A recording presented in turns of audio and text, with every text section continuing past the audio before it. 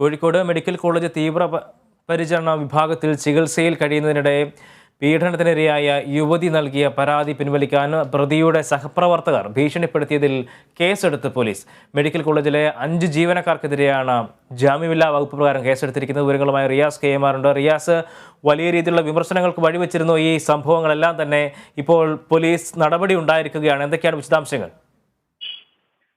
തീർച്ചയായും കോഴിക്കോട് മെഡിക്കൽ കോളേജിൽ തീവ്രപരിചരണ വിഭാഗത്തിൽ ശസ്ത്രക്രിയയെ തുടർന്ന് കഴിയവെയാണ് യുവതിയെ മെഡിക്കൽ കോളേജ് ജീവനക്കാരൻ തന്നെയായ വ്യക്തി പീഡിപ്പിച്ചത്. ശശീന്ദ്രൻ എന്ന് പറയുന്ന വടകര സ്വദേശിയായിരുന്നു പീഡിപ്പിച്ചത്. ഇയാളെ നേരത്തെ പോലീസ് അറസ്റ്റ് ചെയ്ത് റിമാൻഡ് ചെയ്തിരുന്നു. ഇയാൾ റിമാൻഡിൽ കഴിയുന്നതിനിടെയാണ് ഇയാളുടെ സഹപ്രവർത്തകരായ വനിതാ ജീവനക്കാർ ഈ യുവതിയെ പ്രലോഭിപ്പിക്കാനുള്ള ഒരു ശ്രമങ്ങൾ നടത്തിയത്.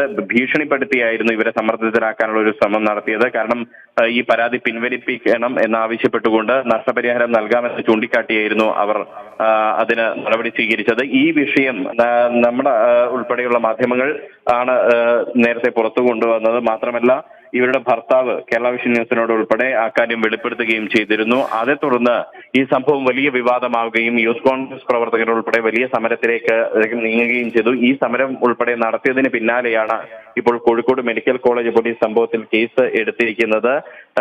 അതായത് യുവതിയെ പ്രതിയുടെ സഹപ്രവർത്തകർ ഭീഷണിപ്പെടുത്തിയ സംഭവത്തിൽ കോഴിക്കോട് മെഡിക്കൽ കോളേജ് ജീവനക്കാരായ 5 പേർക്കെതിരെയാണ് പോലീസ് കേസെടുത്തിട്ടുള്ളത്. മെഡിക്കൽ കോളേജ് ACP A സുദർശന്റെ നേതൃത്വത്തിലാണ് ഈ കേസ് അന്വേഷിക്കുക എന്നും പോലീസ് അറിയിച്ചിട്ടുണ്ട്.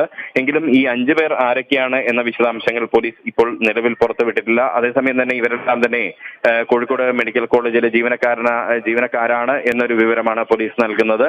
ഇത് സംബന്ധിച്ച് ആരൊക്കെയാണ് എന്നുള്ളത് ഇപ്പോൾ ആഭ്യന്തര അന്വേഷണത്തിന് മെഡിക്കൽ കോളേജ് അധികൃതരും ഉത്തരവിട്ടിട്ടുണ്ട്. അവരുടെ കൂടി അന്വേഷണ റിപ്പോർട്ടിന്റെ അടിസ്ഥാനത്തിലായിരിക്കും ആ 5 ജീവനക്കാരുടെ പൂർണ്ണമായ വിശദാംശങ്ങൾ പോലീസ് പുറത്തുവിടുകയുള്ളൂ. ഇവർക്കെതിരെ ജാമ്യമില്ലാ വകുപ്പ് പ്രകാരമാണ് ഇപ്പോൾ പോലീസ് കേസ് രജിസ്റ്റർ ചെയ്തിട്ടുള്ളത്. എന്തായാലും പ്രതിഷേധം ഫലം കണ്ടിരിക്കുന്നു എന്ന് വേണം കരുതാൻ.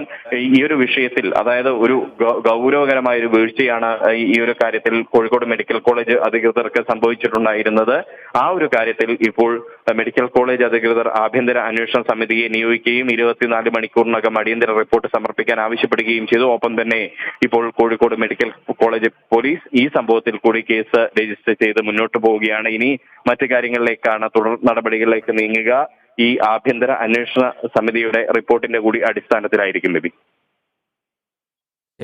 വലിയ പ്രതിഷേധങ്ങൾക്ക് അവസാനം ഇത്തരത്തിലൊരു നടപടിയിലേക്ക് പോലീസ് കടന്നിരിക്കുകയാണ്. അതിജീവിതയെ ഭീഷണിപ്പെടുത്തി പരാതി പിൻവലിക്കാൻ ശ്രമിച്ച ഉദ്യോഗസ്ഥർക്കെതിരെയാണ് ഇപ്പോൾ നടപടിയെടുത്തിരിക്കുന്നത്. 5 ജീവനക്കാർക്കെതിരെ ജാമ്യമില്ലാ വകുപ്പ് പ്രകാരമാണ് പോലീസ് കേസ് രജിസ്റ്റർ ചെയ്തിരിക്കുന്നത്. റിയാസ് KM ആണ് കോഴിക്കോട് നിന്നും വിവരങ്ങൾ നൽകിയത്.